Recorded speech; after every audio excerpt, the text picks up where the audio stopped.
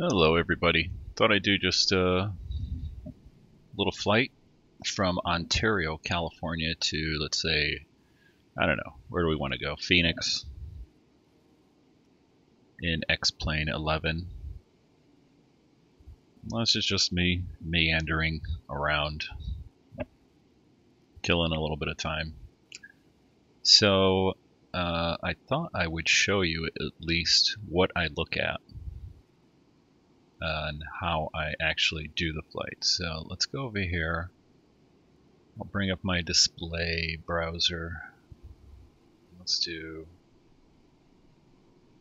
SimBrief. We'll go over to our dispatch system. I create a new flight. And we are at Ontario, California. Going to Phoenix. Looks like I think that's the Prescott for an alternate. Take my 737-800. Let's see, departing runway says 8, so let's just go over to Sky Vector. Get rid of this. Go over to VFR. And that's the route that it's giving us here, which looks pretty straightforward. Let's take a look at the current weather here at Ontario. Looks like winds are 020 at 5 knots. And that's why they have us taking off heading east, which that's fine with me. You know, 5 knots you could take off heading, you know, with that 5-knot tailwind, but we'll go with the we'll go with what SimBrief is showing us. And then while we're over here, let's take a look at Phoenix. Phoenix currently has winds calm, but they're going to be coming out of at the west, 290 at 15 gusts 30. Really? So we'll have to play that by ear. They do have us landing on runway 26. Or, yeah, is that 26? I can't see. Yeah, 26.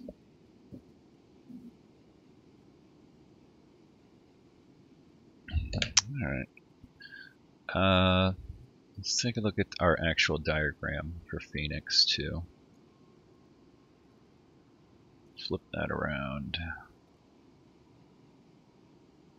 So we normally park, Southwest normally parks over here someplace. So prefer 25 right as opposed to 26. So we'll take 25 right as our arrival. Also take note of our field elevation, 1134. We'll need that when we set our cabin pressurization.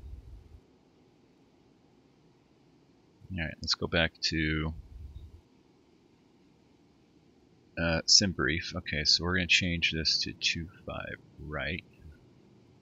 I don't think it really changes much, but we'll see. Leave everything as auto.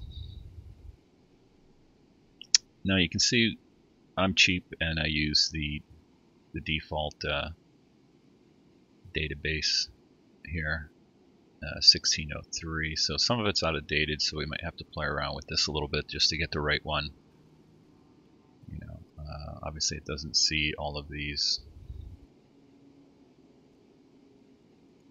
departures and so forth, so that's the one we got now. Or yeah, okay, so it doesn't see that one. There's some issues there.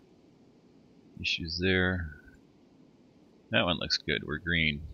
Let's take a look at that. So that's pretty much the same same route. So we got Prado 8, Thermal, Blythe, Hydra, Hydor, Hydra 1, whatever. Alright. And I'm pretty sure, yeah, I know we have that one in the FMC, the default, on the Zibo 737-800. I'm not sure if we have that, so we'll see. Because I haven't flown out of Ontario because we just got the scenery input. So we'll take a look at the scenery too for Ontario once we get back in there. Okay, seems good. Let me get rid of this. Let's get in the airplane, start getting set up. Alright, so first thing I do is turn on battery power. You just close that switch, standby power, turn our emergency exit lights on, and we'll go to ground power, turn our nav lights on, and we'll start our APU down here. Normally just hold it for a few seconds. You should get the low pressure light here. That means it is going to start starting up. And we'll get ourselves aligned. When we go over to nav on our IRS. Come back down here. Turn our lights up a little bit, and then we can put our yoke on.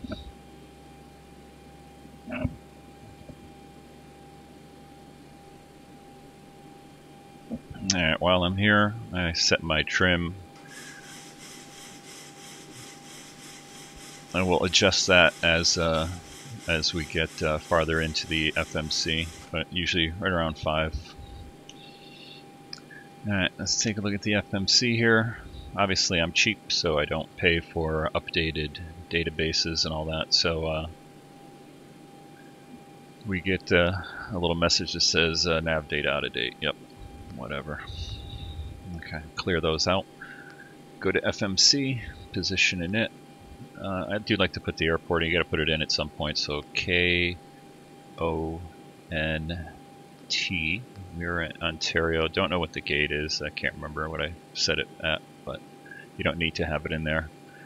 Go to the next page, grab our GPS position, come back, put that in. That should get our instruments up and alive here. Since I have the IRS set for a 1 minute alignment. Alright, we go to our next page, go to route. Our destination will say Phoenix, so KPHX.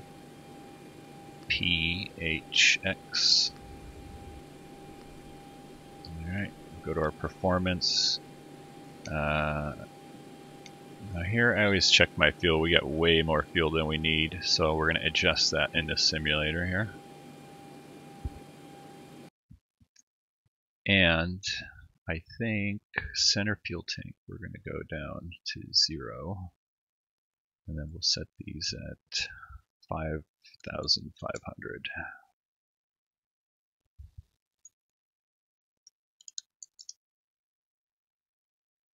Alright. That gives us just about 11,000 in the left and right tanks. We'll see how that works out.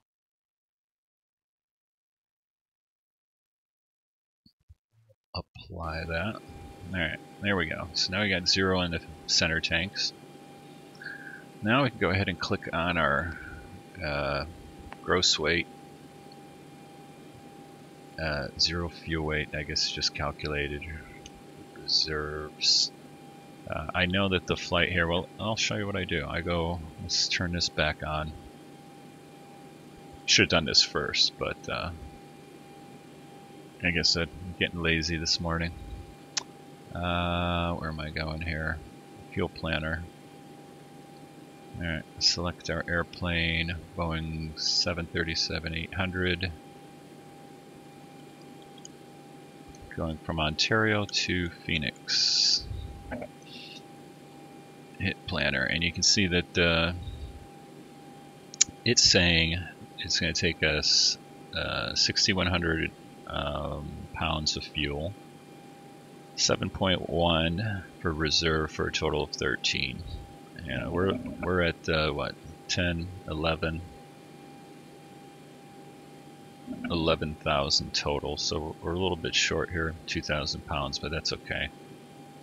So we're only going to use 6, so 11 minus 6 is what, 4? No, or 5.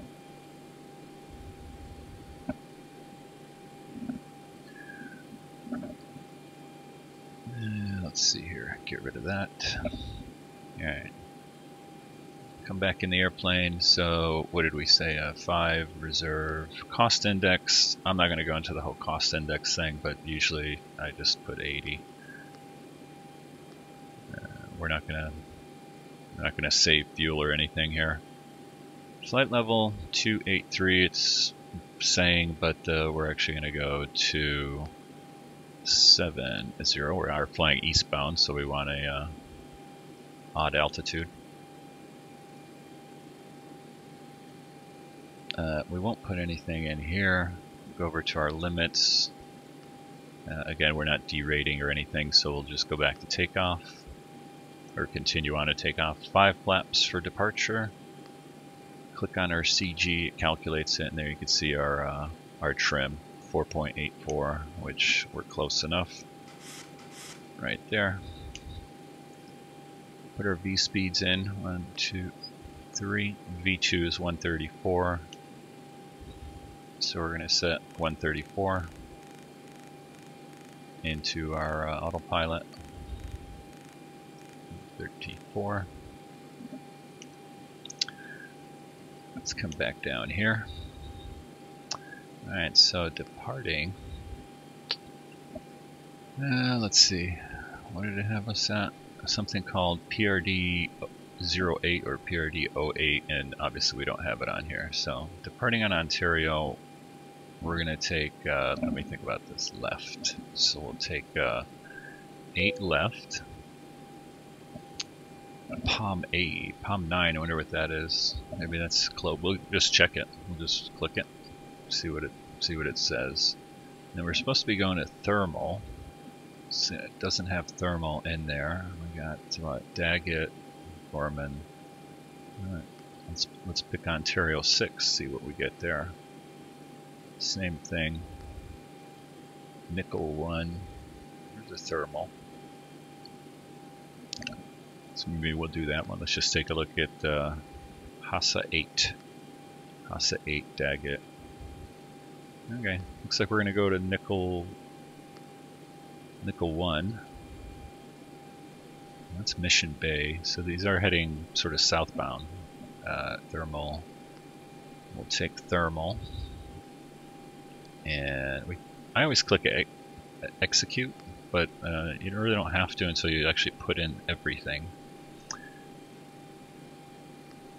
Alright, so then arrival into Phoenix was going to be runway 25 right. So let's just go over, select our runway first. 25 right. We'll take the RNAV and Hydra, whatever. We're taking that. Blythe is our transition. Execute that. And now we go over to legs, and we get rid of any discontinuities and take a look to see if everything looks okay here. So we take off, runway 8 left. And there's a little climbing intersection.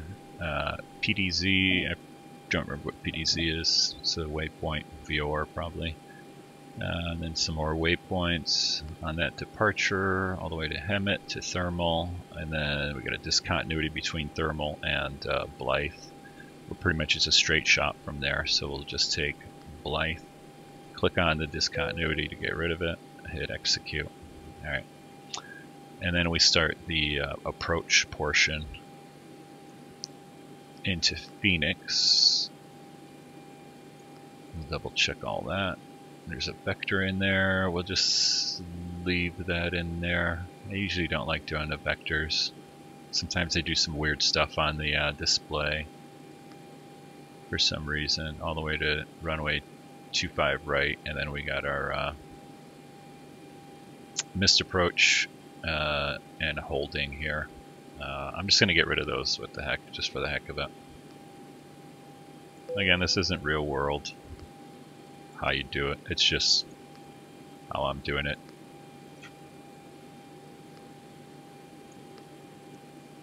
and then vector, like I said, I'm just going to get rid of the vector.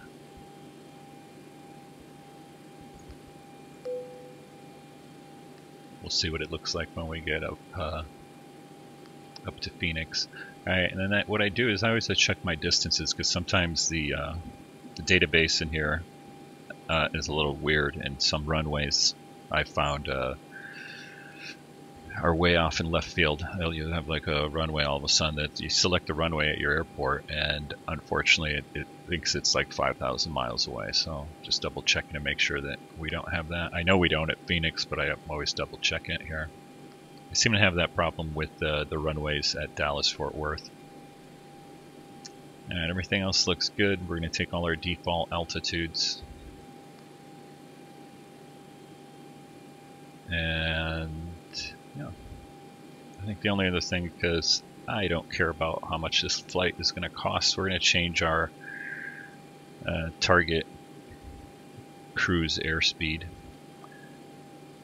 And I think I can go 310/0.81 at our altitude. We'll adjust that if we need to.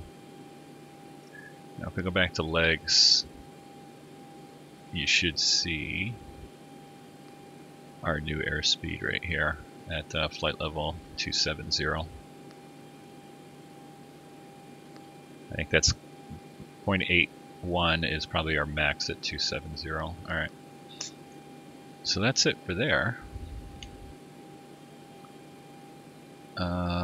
Let's see, what else do I need to do here? We're going to do our pushback, so let me go ahead and get that done. Call a better pushback. And we will get pushed back all the way to our taxiway here. We are taking off to the east, so we're going to get pushed back all the way to here.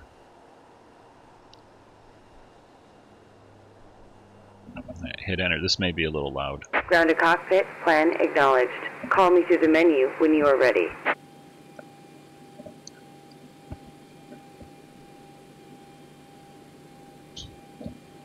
Sorry, I haven't figured out how to turn down the volume on that.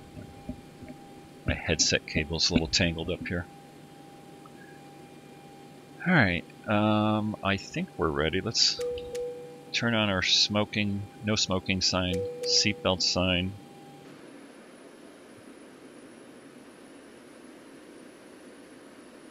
Captain has turned on the fasten seatbelt sign. We do ask that all passengers take your seat at this time and please fasten your seatbelt.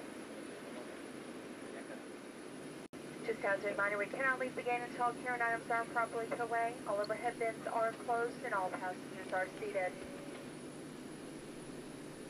Alright. Oh, as promised, let's take a tour of the airport here. Go do a little drone flight. One thing I haven't figured out how to fix is the grass in the parking lot here.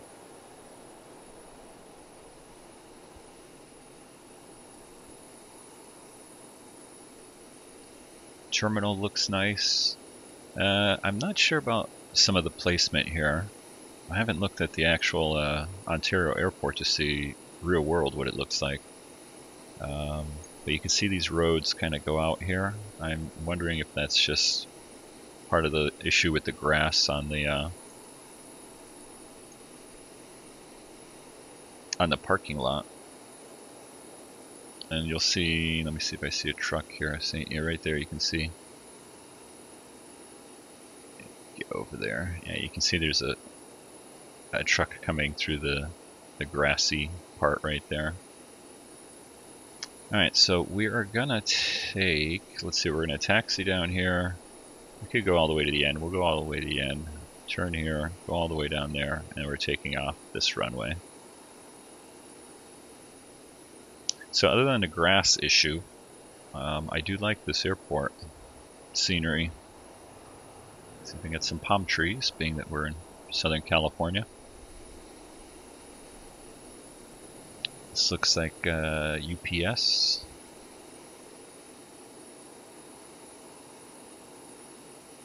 UPS over here, and I think the other end has got the general aviation. Look at this, it's even got the radar going. One tower there, and then we got general aviation hangars, and I think all the way down here is UPS, or FedEx, sorry.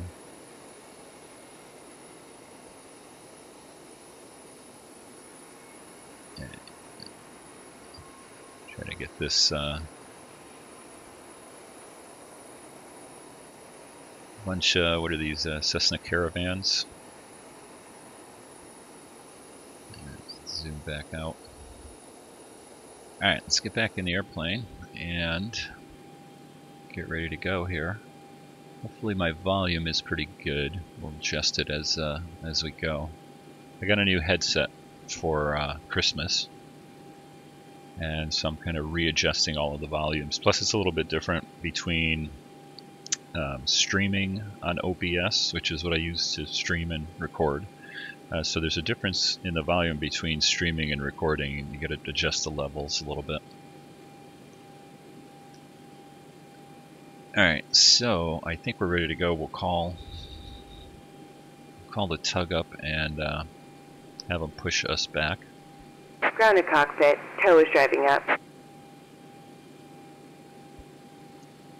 Alright, and while we're waiting for the tug to come up, we're going to set our altitude here. I'm just setting it to our cruise altitude, which was 270.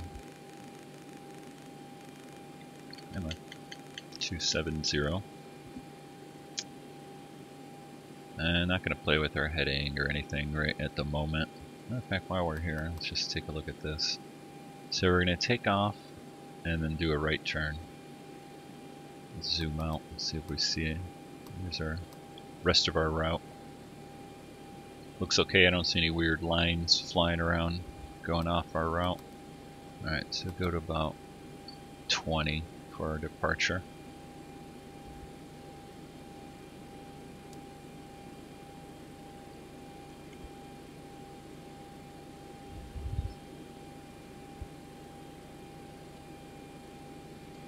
Alright, so let's get back up here. Okay, all doors and hatches are closed. Ready to connect. Alright, so I'll put my parking brake on. Whoops, which I forgot to. Forgot to switch over to APU before I do that, because when you do the parking brake, it takes the chocks off and disconnects the ground power. So I'll go back to APU power now. And while they're hooking us up, we'll go down the line here. So yaw dampener on. Fuel pumps are going to turn on, our left and right. We don't have any fuel in the center tank, so we'll leave those off. Come back around here, cabin utilities. Forgot to turn those on. Since cabin utilities and seat. Tow connected and bypass pin inserted. Release parking brake. Seat utilities. And we'll hold off on having our pushback until I get through some more of this. Okay, so everything else we leave alone. Window heat, we can turn it on. Pitot heat, we'll turn on. No icing on our flight today. We turn our hydraulic pumps, the electrical ones, on. Which, did we get that? Yeah, we should start lights going off of here. Alright, everything else looks good here. Transfer air really doesn't do anything. I think you can leave it off, but or trim air, sorry. I think real world they turn it on, but I'm not sure. Okay, recirculating fans are all on auto. This is all the sort of the default, and we'll turn APU bleed on, and you'll see that go up because we're now in APU power. Kind of hear the air going on. But we're going to be changing that in a second when we start up our engines. And then we get to our pressurization. You have to set this 270. And then our arriving altitude, remember we took note of that, was like 1134 something at Phoenix, so we're going to set this at 1150. It goes in 50-foot increments, otherwise we leave everything else on auto and just leave that alone. That's for doing it manually, so we're just on auto. Alright, and we're going to be starting our engine, so we've already got our nav lights on. We're going to turn our beacon on, which is a little red light beacon underneath the plane. Logo, it's daytime, so we'll just leave it off. At nighttime I turn it on so you can, it lights up the tail.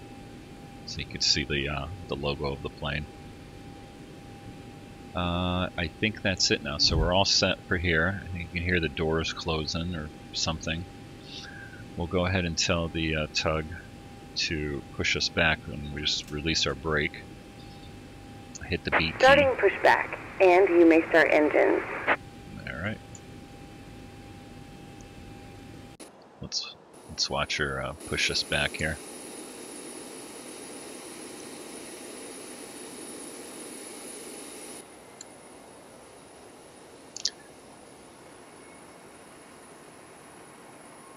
Alright, so let's jump back in the plane and we can go ahead and start our engines. So we're going to come back up here, turn left and right packs off. Engine bleed, I don't know if you turn them on before or after engines start, but I don't think, at least I found it didn't make a difference. I'm not sure what they do in real world. Okay, so we'll start number 2, click over to ground. Come down here so we see our fuel lever. And we wait for this to get up to 25.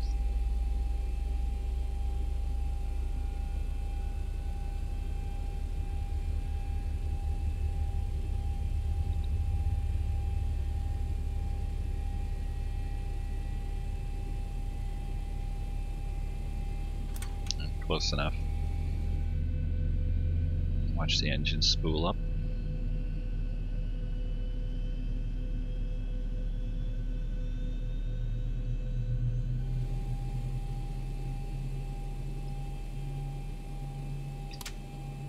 Monitor our EGT here. I'll let that stabilize. Should come down to, I believe, around 400 or just below.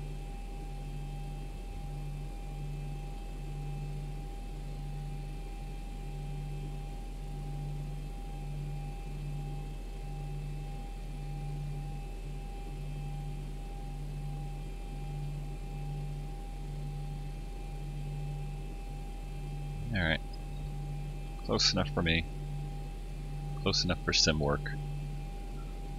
And our switch goes back to auto automatically, and we now have engine power available there, but we're going to go ahead and continue to start engine 1. Basically do the same thing, wait for 25% on the N2.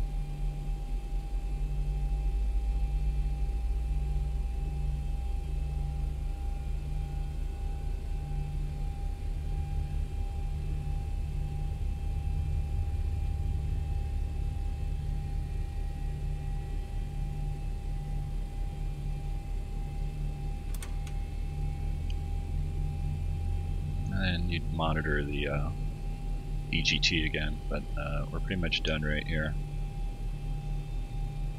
Good enough for sim work.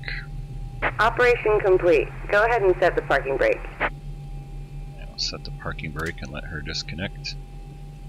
Disconnecting tow. Stand by. Okay, now we come back up here. We'll turn. We'll go to engine power. Turn Apu Bleed off. Turn pack left and right back on, and we can turn our APU off now. Should see this start to drop. Alright, so everything on the top panel here is pretty much set. We're ready to go. We don't have to worry about anything else here.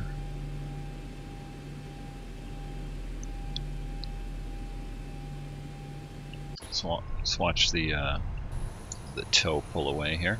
Tell them to disconnect.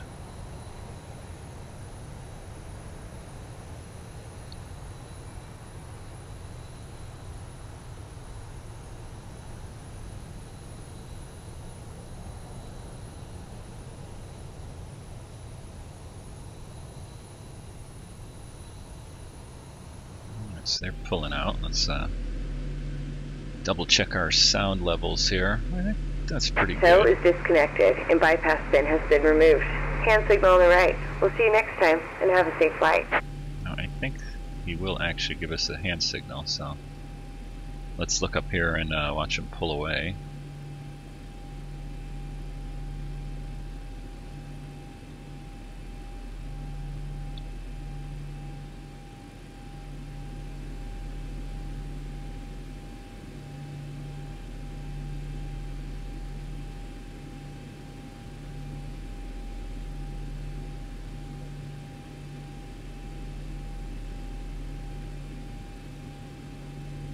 I think he stops here, and then I don't know if he gets out or it's just another person there with his hand up or something.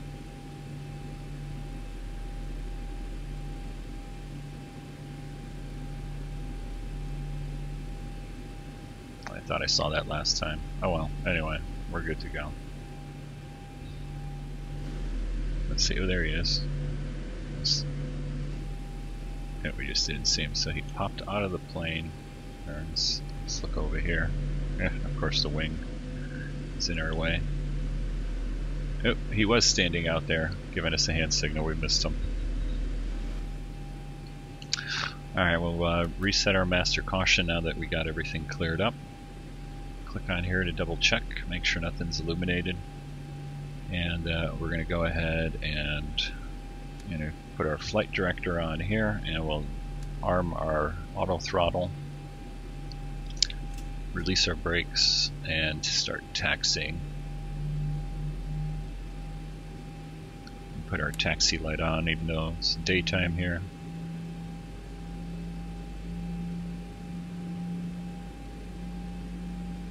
I mean, you put the taxi light on anyway so that you're visible to ground crews or whatever. You're telling them that you are taxiing. Alright. Let's throttle back a little bit here. We'll do a nice slow taxi.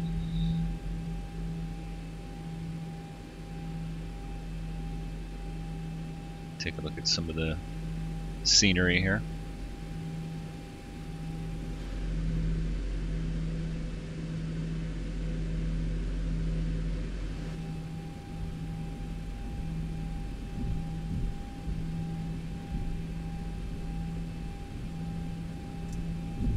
Alright, so while we're here, we'll put our flaps to takeoff position, which is 5, so 3 notches down. We'll set our auto braking to rejected takeoff, which I don't think I've ever done that. I've never done a rejected takeoff to see if that actually engages.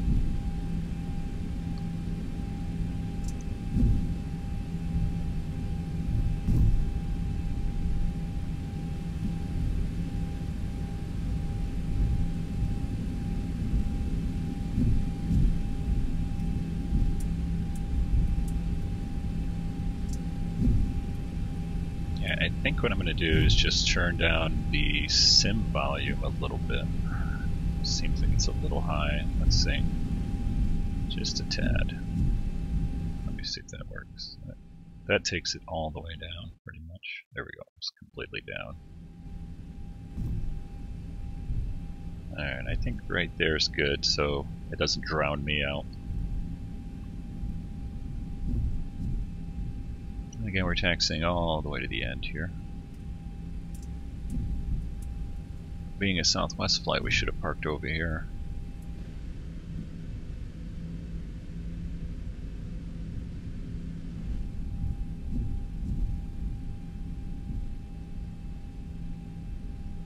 Alright, so the other thing we got to do is set our altimeter setting. Didn't do that yet. So let me go ahead and get that from my other screen here. Altimeter setting is 3015.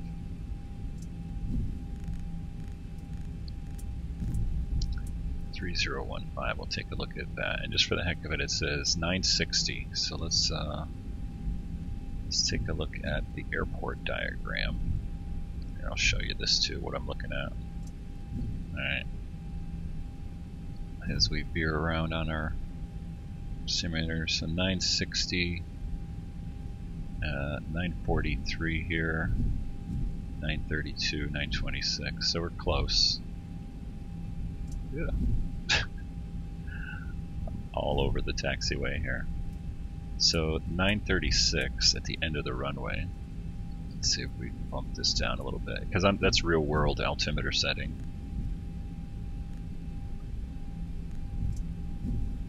And sometimes it's a little different, so let's 912. We'll do 912.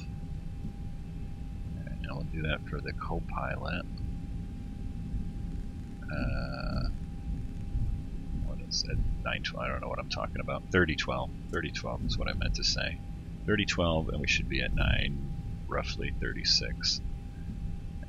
Get back on my my ground steering here before we run into another plane.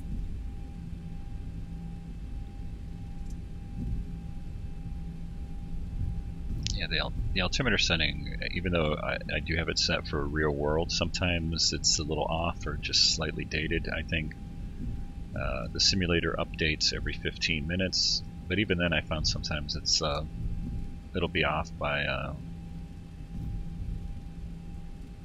1 or 2 hundredths,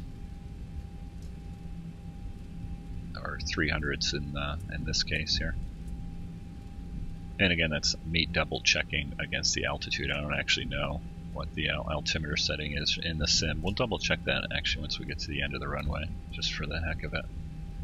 See how far off it is.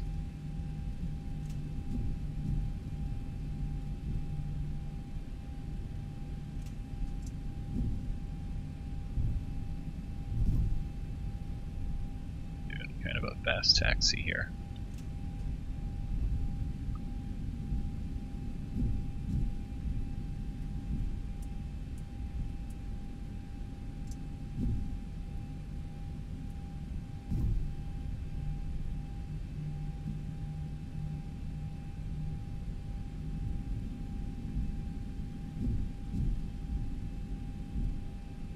Let's see, once I get over here, we'll, once I get straightened out on this taxiway, I'll jump up and we'll check the actual altimeter setting.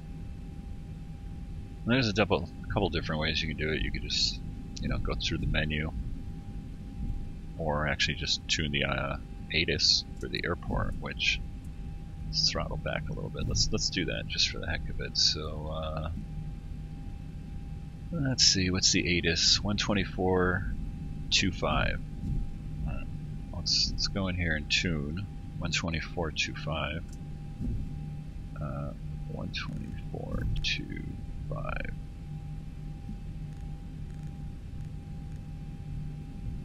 Ontario INTL information Victor. 1600 Zulu weather. Wind light and variable. Visibility. Yeah, more see, than they've 10. got Sky conditions 3013. 25,000 few.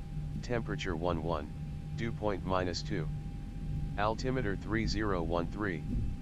Arriving runway 08 left. Departing runway. Yeah, get rid of that. So, we're pretty close. Let's see if we go up 1. What's it show? I mean, I guess that's close enough. It's going above 940, and I know that the field elevation, because we looked at it, was 9. Looking at the very end of the runway, it's, well, I guess that is right. 943 at our end of the runway. The opposite end of the runway is at 932. Because it varies slightly. So that seems right on. So we'll go with the 3013. Set that for the auto or the co-pilot. I think I saw the other day, somebody's stream, there was a way to, in the Zibo here, and maybe it's not on this version because I'm using a slightly older version, that you can go into extras in the menu and have it sync the altimeter setting, so you didn't have to go over and change the co-pilot one. And I think I clicked on stations over here. Let's see, what I like to do is put airports on, for departure. And pretty much the entire route I like to have airports on. So, it gives me a little bit more situational awareness. And in the real world, you know, you want to know where your airports are at, just in case you have an issue. All of a sudden, you know, top of the cabin goes blowing off or something, and you got to get down and land someplace. You want to know where all the airports are at, so you can make an immediate turn and head for the closest airport that'll allow you to land safely.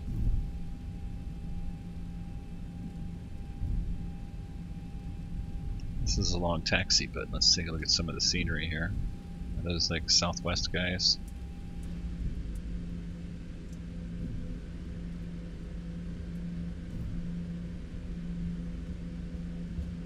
Got a second tower right there. I think the main tower is on the other side. Yep, back there. Let's see if we go to tower view here somewhere. There we go. Yeah, there's the main tower view. As we go off the taxiway, probably. Yep. I didn't even catch what the winds were on the ATIS. Let's go ahead and take a look at that again. Ontario INTL Information Victor. 1600 Zulu weather. Wind light and variable. Okay. Visibility more than 10. Sky conditions 25,000 few. Temperature 11. Dew point. Light and variable, but kind of tending it to make us turn to the right, weather vaning the airplane. Alright, let's see where we're at here. You're almost to the end of this long taxi. If they were light and variable, if I had known that before, we would have just taken off on the other end of the runway. Alright, so we are getting to the end of the runway finally here, and let's get ready for takeoff. So when I hit my wing lights, I'm just going to turn them on and off, and that'll activate the announcement that you'll hear from the co-pilot. There you go. And since it's daytime, I just leave them off.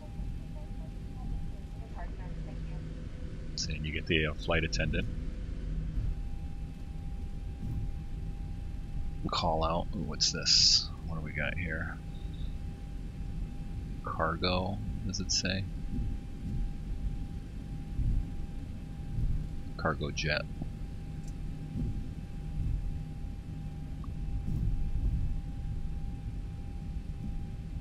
Alright, so 943 or something like that was the elevation at the end of the runway here, which I think, according to our altimeter, looks good.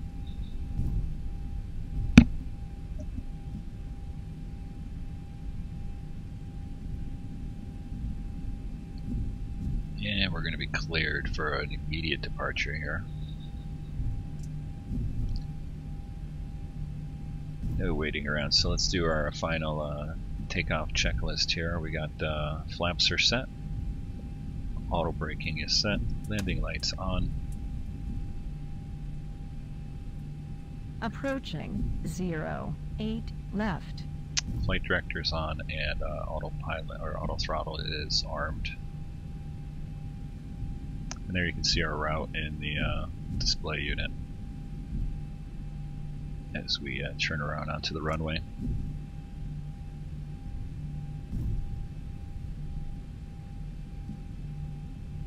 On runway 08 left.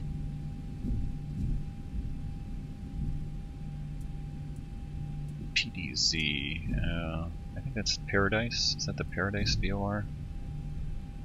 This one? I don't recall. Alright, anyway, we're ready for takeoff, so I usually power up to some number here. Double check both engines looking good, stabilized.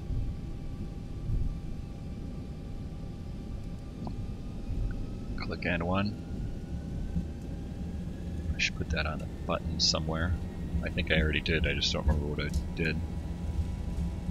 Let's check our volume. Looking good, not too loud. And there's definitely a breeze from the left here, because it's wanting to weather vane into the wind a little bit.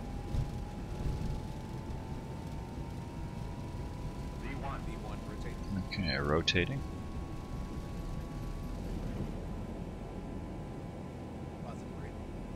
Gear up.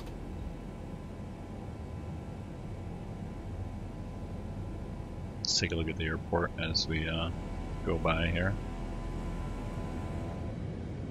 There we go. See the gear coming up.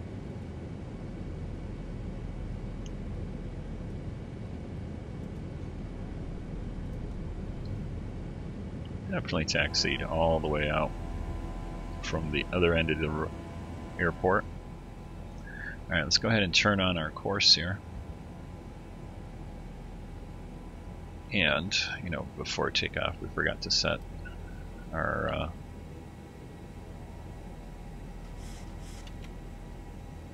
transponder. So I'll just put that on. Okay, so we're turning on our course here. Got our first notch of flaps up. We're busy looking outside, so it's kind of all over the place here.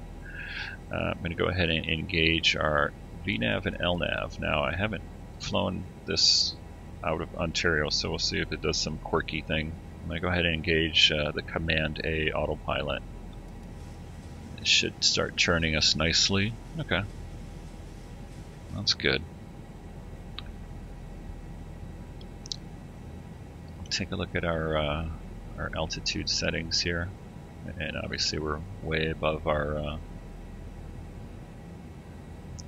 altitude restriction here for PDZ,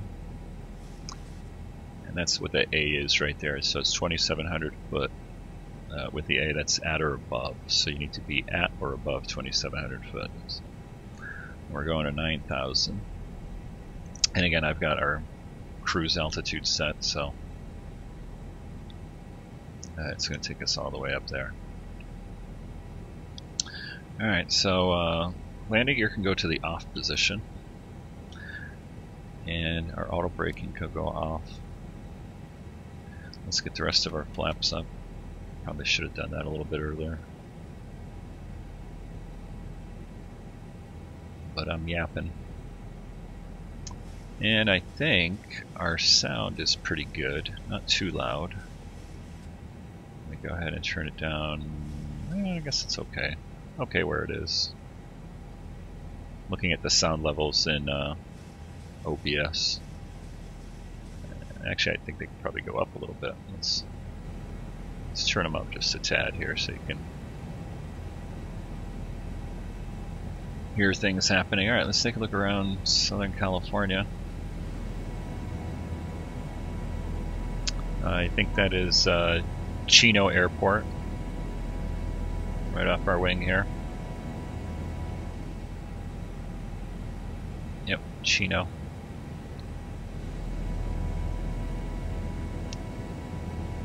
Los Angeles off in a distance.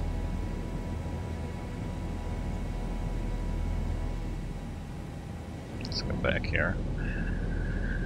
And we got Santa Ana, Orange County right there. This is Corona.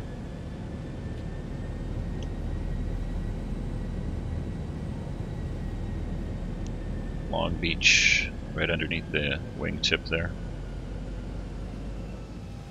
Alright, let's see. So it's going to hold us at our altitude. We got there a little bit early at 9,000.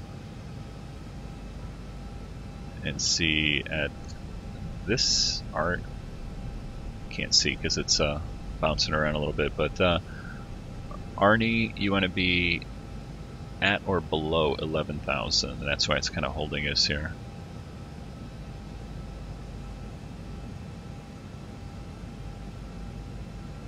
And that's just an altitude restriction over Nickel there.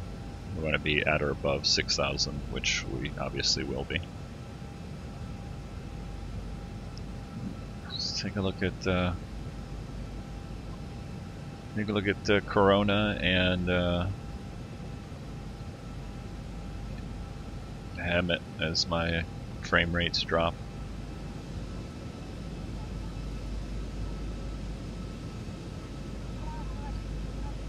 One other thing I forgot to do was do my lighting. Strobes. Well, I think I did. Yeah, I did. I did put the strobes on. I might not have mentioned it, or I don't remember.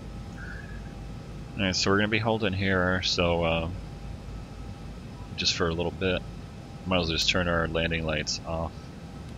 Taxi light off.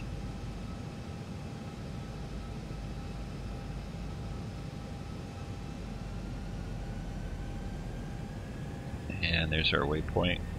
Start climbing.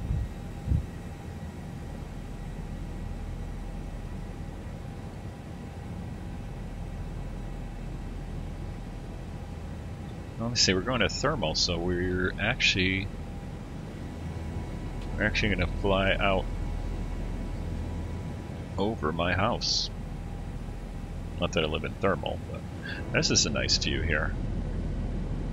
Santa Ana Mountains right here. This is Lake Elsinore. And again, Orange County on the other side of the mountains here. My mouse keeps losing its connection here, but this is Santa Ana. I think that's the airport right there. Orange County. Laguna Beach is along the coast over here. Dana Point over here. I go paddle boarding out there. Like I said, we're gonna fly kind of over my house as we get a little bit farther south here.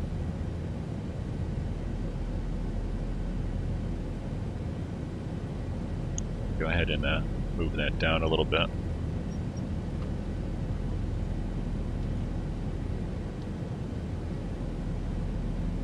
And I'm gonna go grab a bottle of water here. I'll be right back.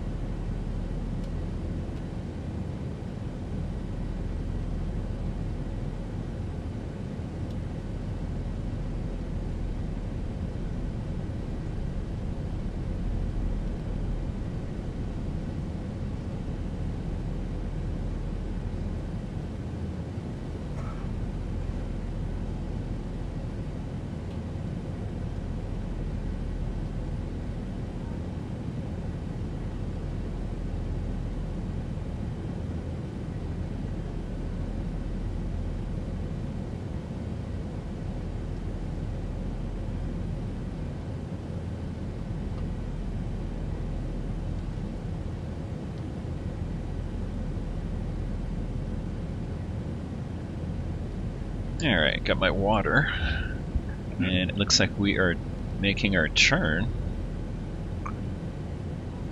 And yeah, this is the Temecula Valley here. This is where I live. I can see my house. Right, I can't, well, if I zoomed in I will, but I won't do that online here. But yeah, Temecula Valley, we have all sorts of wineries out here. And you follow the 15 freeway south into San Diego. It's kind of situated about, I think, 15 miles directly from the coast inland, roundabout, you know, so, you know, that's about 15 miles. And then this is all Camp Pendleton, Marine Corps base. But yeah, Temecula Altimeter Setting is situated halfway between like LA and downtown San Diego, you know, proper. Real nice because you short little drive and you're at the beaches here,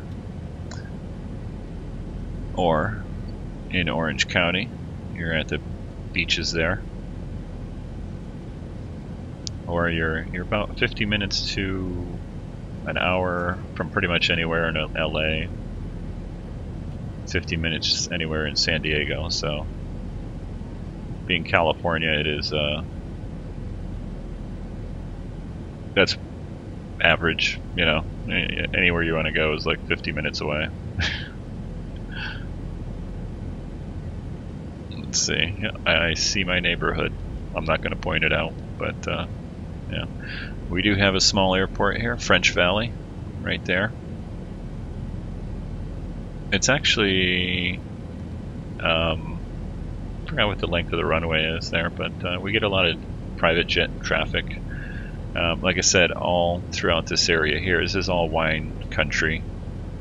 So there's a lot of wineries here. It's a touristy spot. A lot of times there's, as a matter of fact, I'm looking out my back window and I'm looking out towards the wineries. We have a lot of hot air balloon activity here. People come out and stay at the winery, sort of their like resort, you know, hotel room kind of thing. And you stay at the winery and have a romantic weekend or whatever. Take a balloon ride. So actually, being that it is December 29th today, 2017.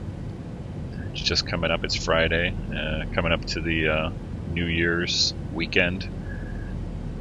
Lots of balloons this morning. There's like almost a dozen of them floating around back there.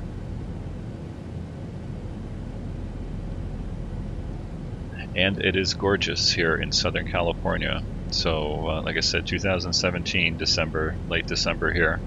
The rest of the country is freezing, and all there is on the national news is how everybody is cold. Southern California, we're actually having a heat wave. At my house here yesterday, it was 87. I went paddleboarding in San Diego Bay.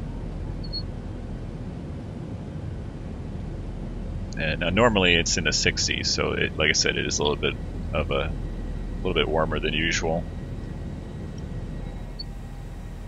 So, but we get those nice heat waves during the winter time where everybody else is freezing and we can go to the beach. I was in Laguna Beach the other day, day before yesterday. Went to the beach, hung out a little bit. Alright, so we got Thermal and Palm Springs. Palm Springs is the other side of the mountain right here. This is Palm Springs down here. Let me look up this way. Yeah, so Palm Springs is down here. I live here and I don't know what the name of the peak is here, but it has that. You can take that tram ride from the bottom of the valley here, up from Palm Springs up to the top here. I can't believe I'm going to rectify this right now. Why do I not know the name of this mountain? I live here and I don't even know what the mountain's called. San Jacinto. Is it San Jacinto? It might be. I can't see. I'm looking at the VFR chart and it's too small. Let me move it over to this screen. It is, yeah, aerial tramway, and does the peak itself have a name? It's the San Jacinto Wilderness Area. But what is the actual mountain? I'm gonna go look at Google Maps. Let's see, as we neglect our flight. Do a little Southern California trivia here. All right, it is. Get over to that spot. Yeah, Mount San Jacinto. So that is what it's called. Okay. I mean, I kind of knew that that's what the area was called. I didn't know that that was the peak is called San Jacinto. Anyway. There's Mount San Jacinto. I wonder if anybody has modeled the actual tram for X-Plane here. That would be kind of neat. So yeah, someplace down here is the tram. Takes you up to the top of the peak. I think over here.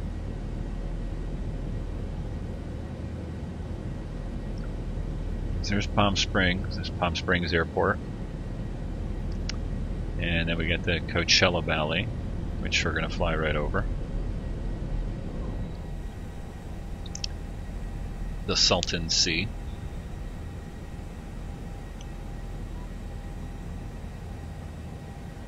Alright, let me just double check everything in here because I didn't even pay attention. Let me see. Alright, so we got our altitude. Yep, we're good. We're not going to overspeed on our 0.81.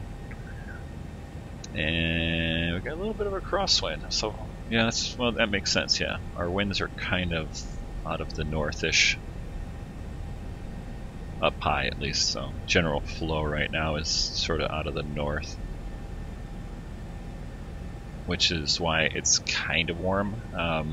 We get a little bit of a northeast flow.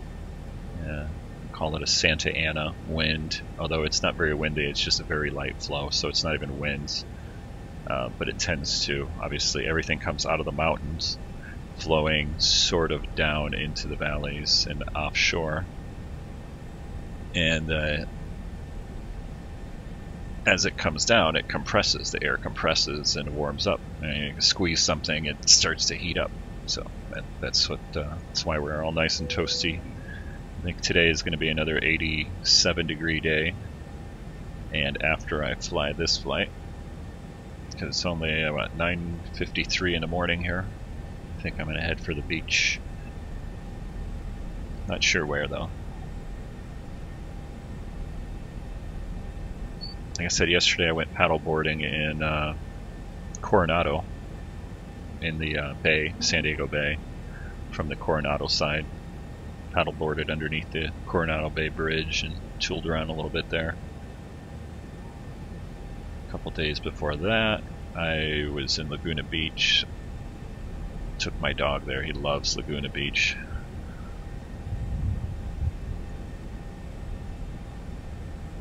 Not sure what I'm going to do, but I will be at the shore someplace today while everybody else is freezing. Haha. But hey, I know your pain. I grew up in New England, where it's now like, I don't know, like minus, or I don't know what it is, it's like 17 degrees for a high or something. Ugh. Now, so here is tail end of Coachella Valley. See if we can see Thermal Airport. Yep, there it is. Or now it's called Jacqueline Cochran Airport. But the identifier is TRM because it used to be called Thermal. And there's a VOR there, and that's our waypoint that we're flying to. And then someplace down here is looking kind of back behind us. Someplace around here is where you know, the Coachella Music Festival happens. Come out here to the desert and party up.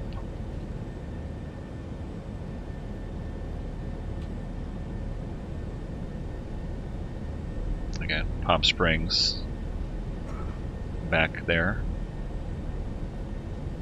And it looks like we're right over the airport. Yep, so we're making our turn. I don't know where I think the VOR is right over there. Right, sits right in the center of the airport. Alright, bounce this back here. And there's a Salton Sea.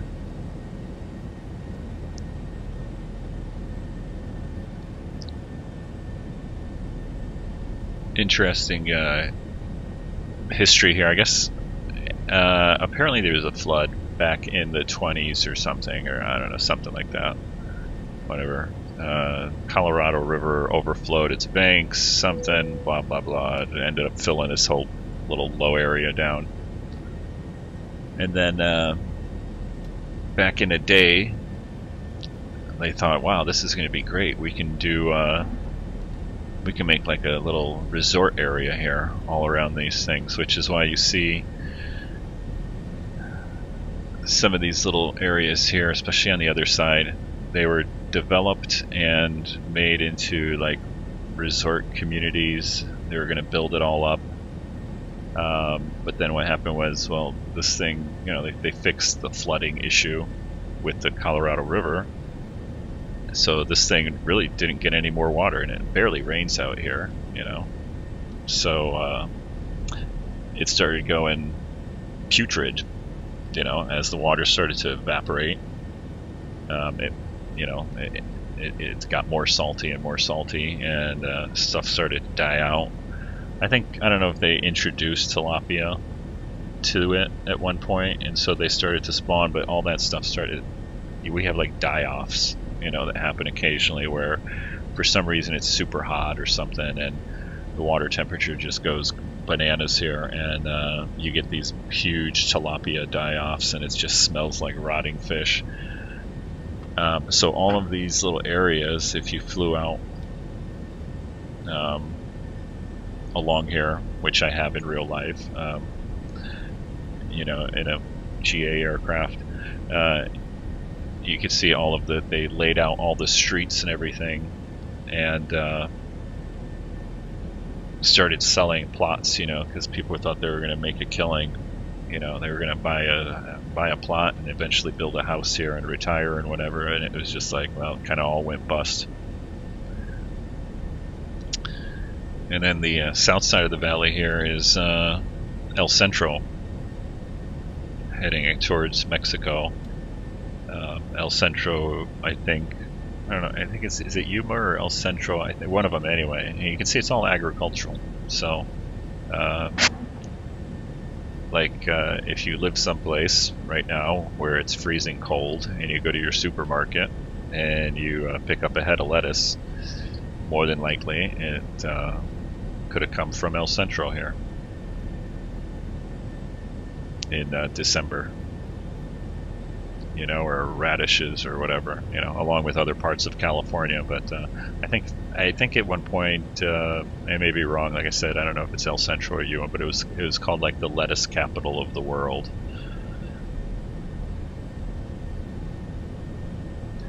Alright, nice ORTHO4XP scenery here throughout.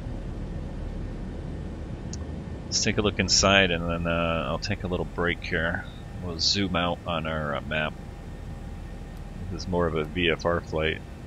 We're paying attention to the scenery. So let's see where our top of descent is. Probably right underneath that D cell also. Right there, so let's see here. We'll zoom in on our FMC and take a look here. Yeah, so top of descent is Spink. Right, oh, here we go, Scully, which is, yeah, right over there. So what we're going to do is we're going to set, this is pretty much going to fly itself, we're going to set it all the way down to 3,000. So we come up here, and I'm going to use my keyboard here, or my mapped keys, goes quicker.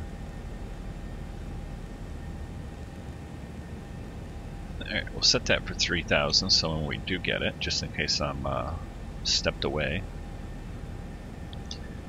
the plane will go ahead and you know, initiate the descent.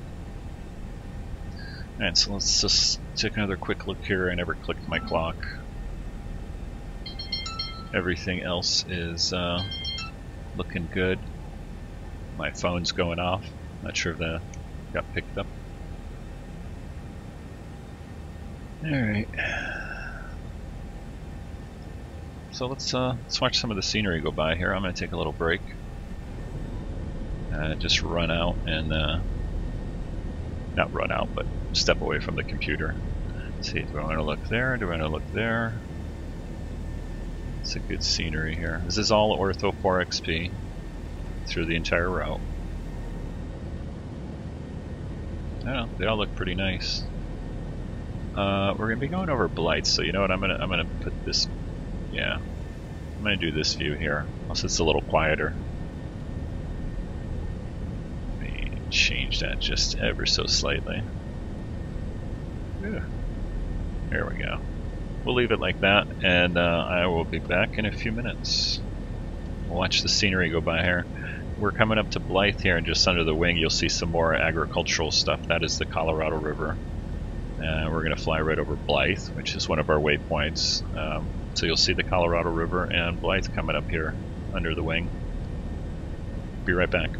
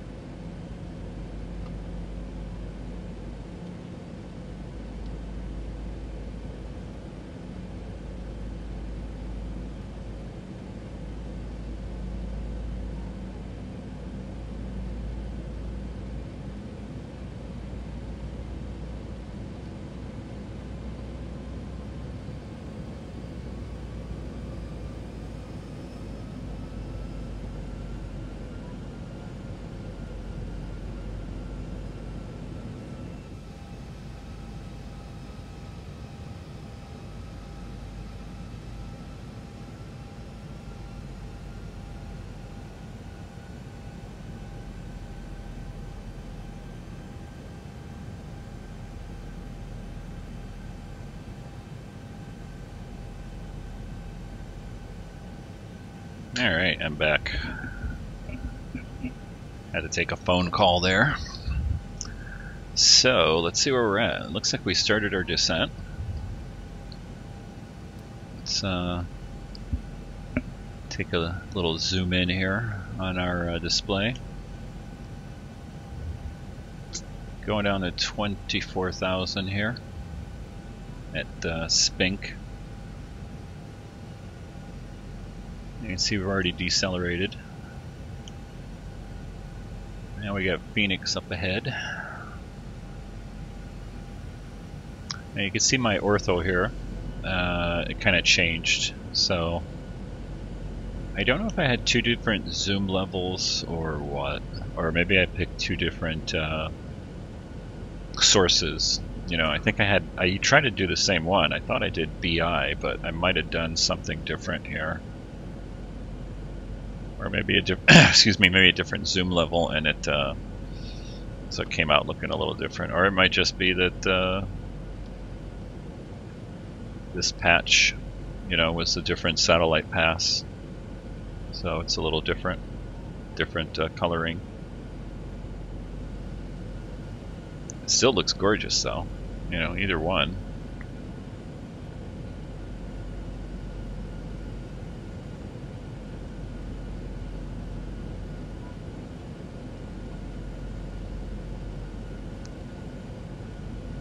I never get tired of looking at the scenery as I fly. Flip around to this end here. I want to see what this is down here. We'll zoom in and then take a look at this. What is that? It looks like they almost made like little cuts, you know, because the water, I'm assuming, flows down this way, right? And it almost made like little dams or something here, little rock piles, trying to stop the flow. Weird. But yeah, I'm one of those guys that when I fly, I always get a window seat, and my head is like pretty much just plastered to the window the entire flight.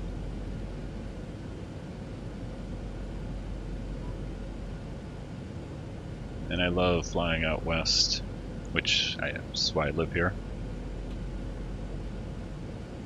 Love the desert.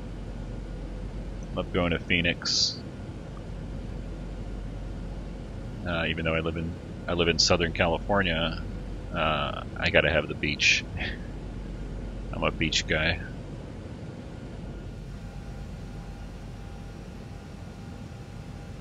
I lived in Phoenix for a little bit, and the one thing I always missed was the beach. As much as I love the desert scenery, I love visiting.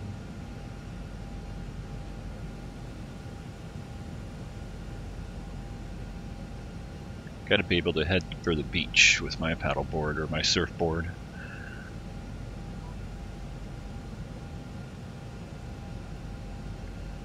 So let's take a time check here. See how long we're going to take before we land. It's 18:14 right now. 10:14 local Pacific time, which Arizona's a little weird. They don't change their clocks, so I can't remember exactly what the local time is. I think they're either an hour off or not. It might be 11:14. Let's see, so progress, we will be arriving Phoenix at 18:34. So it's just about 18 minutes or so, 19 minutes. We will be on the ground in Phoenix. And what do we have for our runway? We did there's our cruise, descent.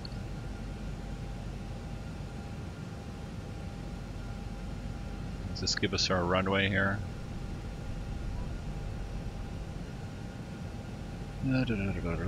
Somewhere runway. No, let's just get legs. Alright, 25 right. You know, let's take a look at our Let's take a look at our weather, see if we can get a different different runway. See if we can do 8 or something straight in. Yeah, winds are out of the south at 4, so we can really take any one we want. Let's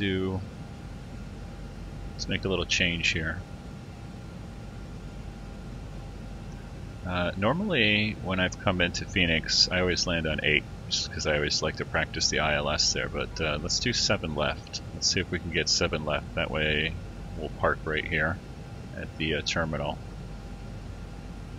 So let me get rid of that. And let's hop in here. Phoenix, we're going to change our runway to 07 left, ILS, here we go, 07 left. We'll execute that. There we go. There we go. Got a little bit of a change there as my plane turns around a little bit. Legs maneuvering there a little bit, and again I'm going to get rid of these alternates, not alternates, but our go around.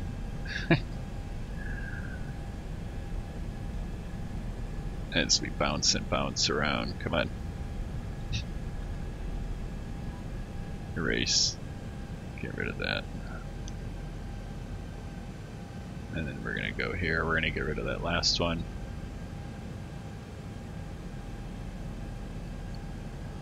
We'll get rid of that. Get rid of that. You can see this stuff will go away right here as soon as I hit execute. There we go. Probably me screwing around with it has kind of hosed up our route right there. Yeah, see, so it sort of changed that a little bit. So what I'm going to do is we're going to go and turn our heading bug all the way around here so we can start doing these, stop doing these figure 8s. Let's just go to heading. There we go. Alright.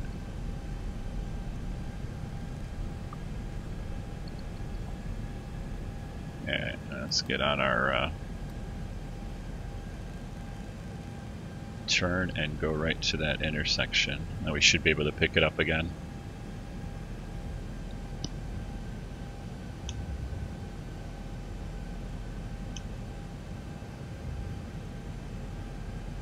Yeah, we're just tooling around in the desert here.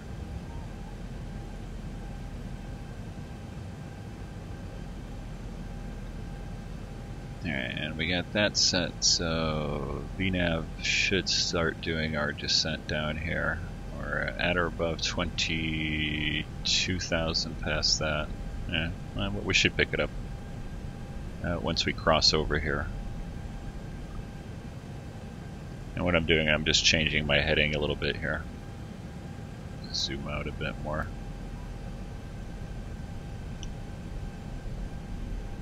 Stop wasting time.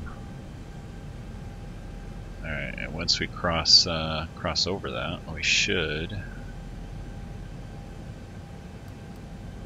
pick up our LNAV here.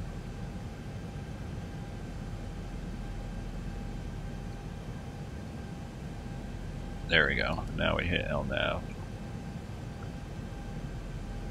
And if we zoom out, whoop, too far. There we go. I'll turn here and we'll go to that waypoint.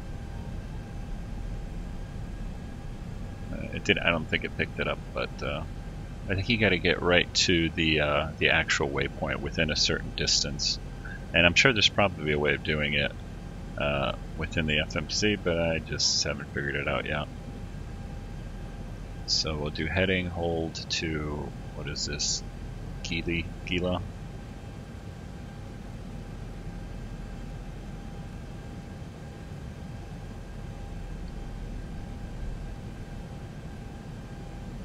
Passengers in the back are like, what the hell is going on? There we go. Alright, so we're on heading and do have LNAV engaged. So as soon as we get to that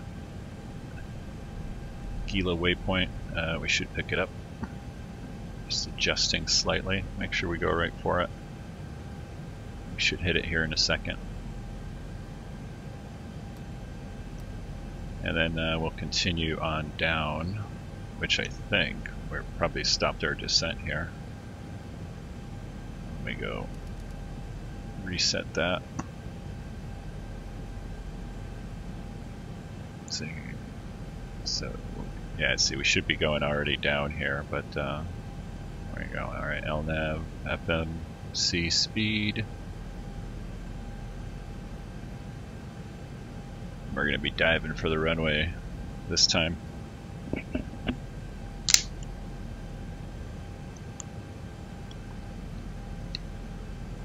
Alright, come on, pick it up.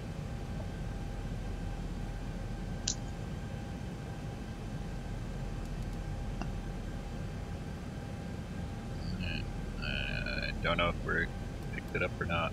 I don't think so. Not sure why. I think we're gonna have to be doing a manual descent here. Let's try doing that again. Anyway, we do gotta do our descent, so let's go to our descent here.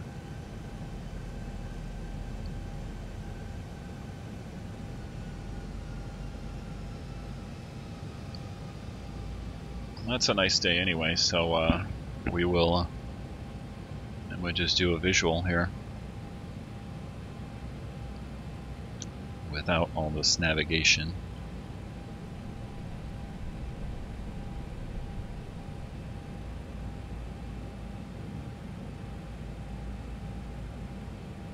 I'm going to hit this anyway and see if we can pick that up.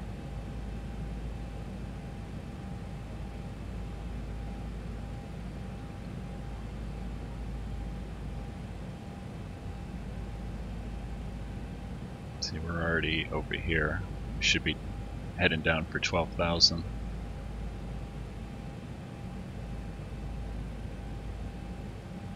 And I think we're going to cross it without picking it up. I wonder if we got to delete some of these. No, can't do that. Oh well. It's visual flying into Phoenix. Alright, so we'll just maintain our descent here. You can see Phoenix already up ahead of us. There's downtown. Let me go over here.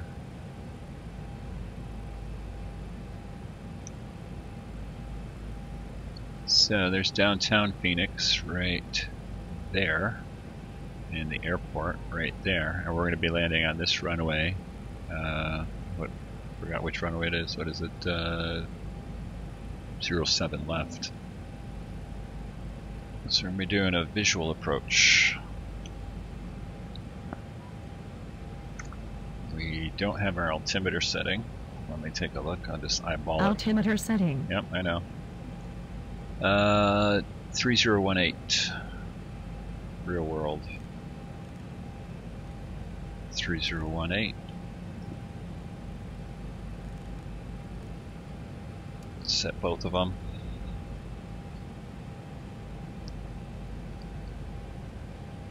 Zoom in here a little bit so we can start. Go right to whatever that waypoint is, Tesla. And we do need to get down, so let's go ahead and get down to our altitude that we should have been at. Matter of fact, we can put in our data here, and that should give us our altitude callouts here. See, so we should be at 9,000 now. We're already, well, we're still at 15,000, 7,000 at Tesla. So what I'm going to do here is take that off, go to heading only. Speed, we're going to start slowing ourselves down because we are way fast. Do our spoilers up.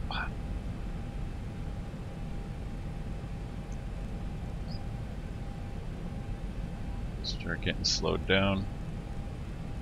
Start churning for the next waypoint here. That should take us right to the airport.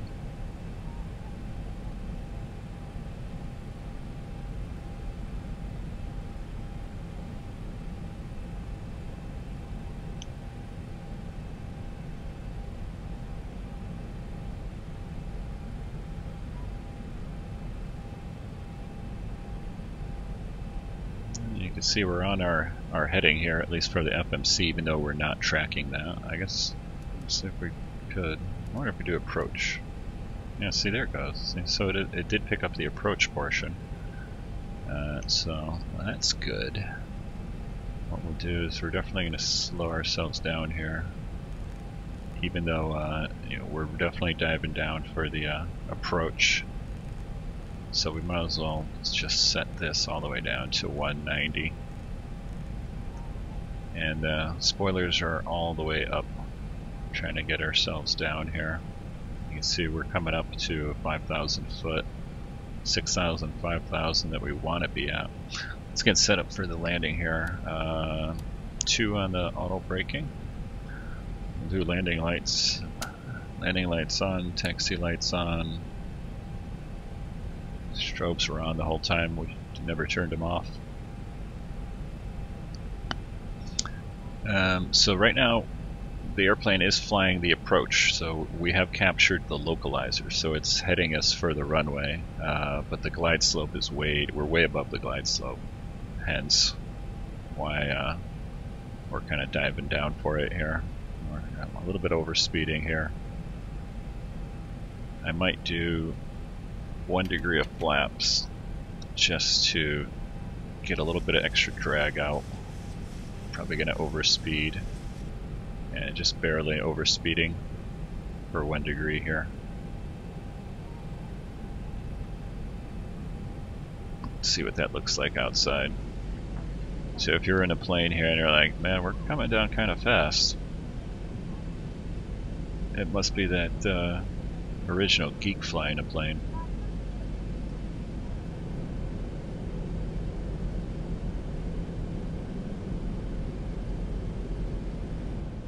Alright. Now if I was really flying the plane and it came in high, which I've done before because I fly general aviation, we normally just kind of do some S-turns maybe, or do a 360, you know, turn.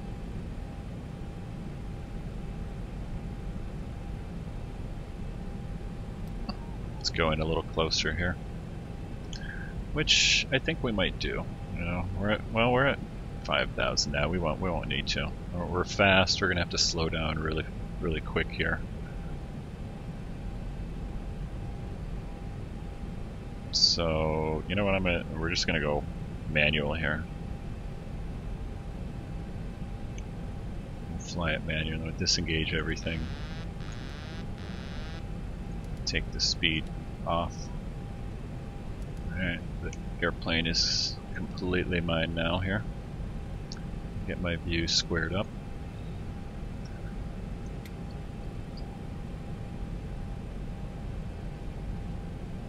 Alright, and actually, you know, we probably could have captured our glide slope here, but we'll just fly it manually.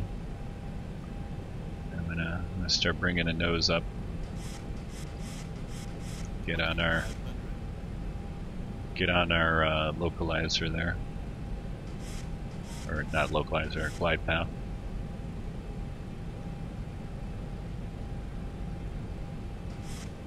And I'm just going to hold it up a little bit just to bleed some speed off here. We're going to go to 5 on the flaps. We're at just about 210. I think that's the limit, or close to it. Flaps probably aren't going to come down until... No, they are. Okay. Alright, let's get lined up here. We're coming in very, very fast. Alright, let's put the gear out. Slow us down even more.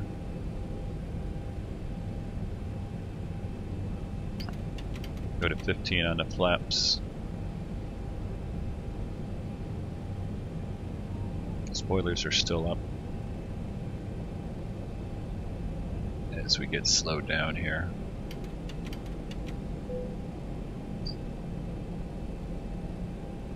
Alright, going to 30 on the flaps. Alright, we'll drop the spoilers down. I think we're got enough drag out now.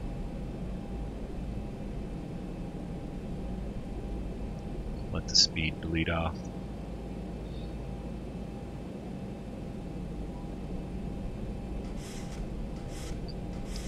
Start getting down a little bit towards our glide slope.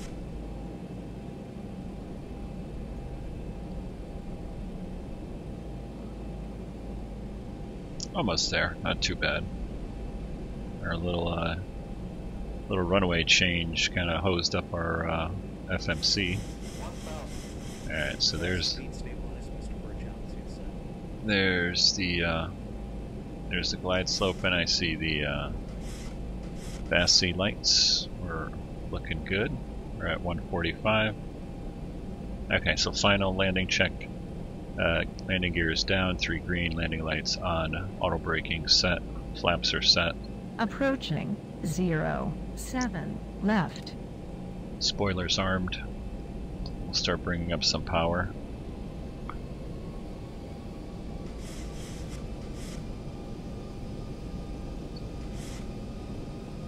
Trim out. We're a little bit low there, but we're one light low on the VASC there.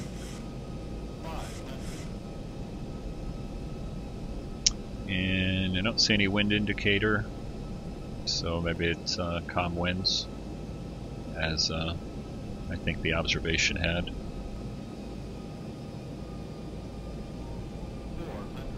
Alright, 400 feet, we are good to land.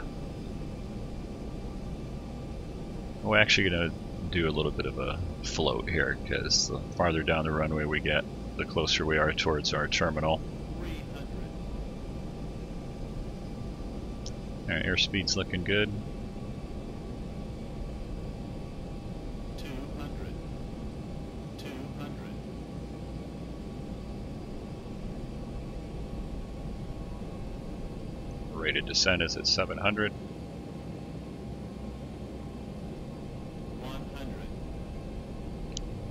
Trying not to dive for the runway. Alright, airspeed looking good. 50. 40. 30. 20. Power back. 10. Flare slightly.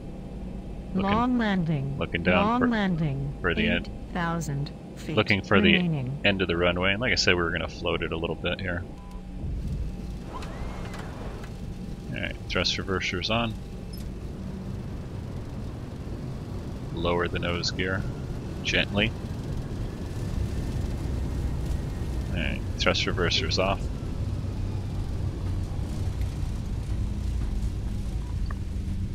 Alright, landing light off. Spoilers down. Start bringing our flaps up. We'll be taxiing for the next few minutes, so please remain seated with your seatbelts fastened and all items stowed until the seatbelt sign is turned off. Do Make sure you have auto all your braking personal off, I belongings think. before you exit the aircraft, and be careful when opening the overhead compartment. Strobes off. Feel free to use your mobile phones or small lightweight devices. Thank you for flying with us today. We hope you had a pleasant experience, and we look So, forward welcome to seeing to you again on Phoenix. another flight. Take the next turn off here. Nice and close to the southwest terminal.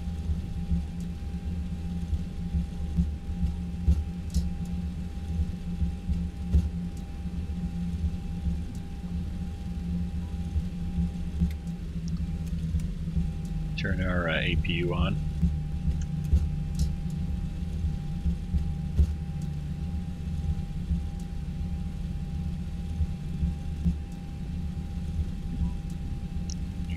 Flight director can come off. And we will take our usual gate 5.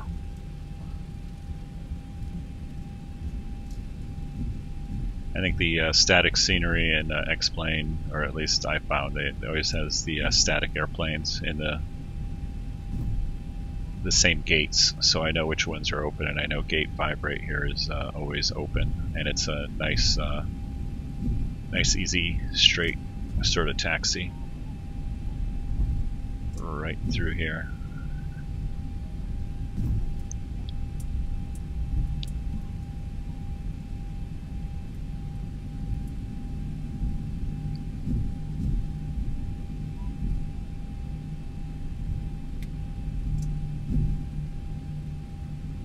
D5, that is my gate. I do have the, what is it, auto gate or whatever, but I haven't figured out how to get the actual gates to work. Maybe I'm doing something wrong. This guy always tells me that I'm off to the right.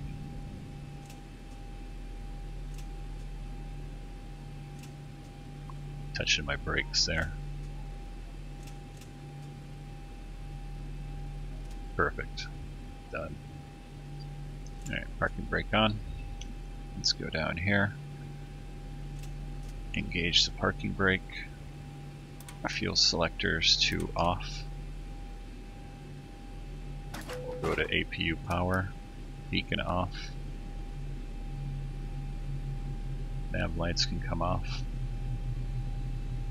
Go to APU bleeds.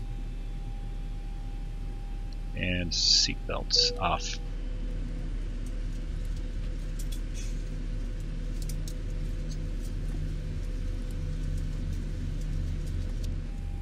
And what am I missing here? I'm missing something. There's an annunciator that, or announcement that we get.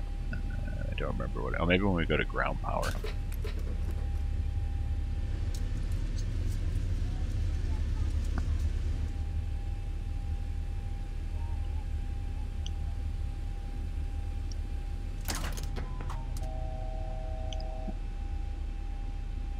I know doing that dropped our APU power off. Yeah, I don't know why I didn't get the announcement from the flight attendant. Let's just make sure landing lights off. Oh, taxi light was on. There's a bunch of. There we go. Now you hear the announcement from the flight attendant. There's, I was going to say, in order to actuate it, and I just got to look at the documentation, there's certain things that actuate the callouts. So, usually, I guess it's, you got to have the taxi light off. Sometimes it's the beacon. You got to have taxi light off, beacon off, the engine fuel selectors down, something like that, and the seat belts off, and they'll do the call out. So I had the taxi light on. I think that was holding us up. And again, I'm not sure how to get the gate to actually function. At least I get the guy here. So thank you very much for watching. Sorry if I'm loud there. Go ahead and hit subscribe. Hit the like button. Help the channel out. Try to do some X-Plane 11 flights. Mostly through the Southwest, but I'm expanding ever so slowly. And almost always in the 737 Zibo 800 here, just because I like it and I'm comfortable in it. We'll try to add some more airplanes later on. Thanks for watching. Until next time, bye.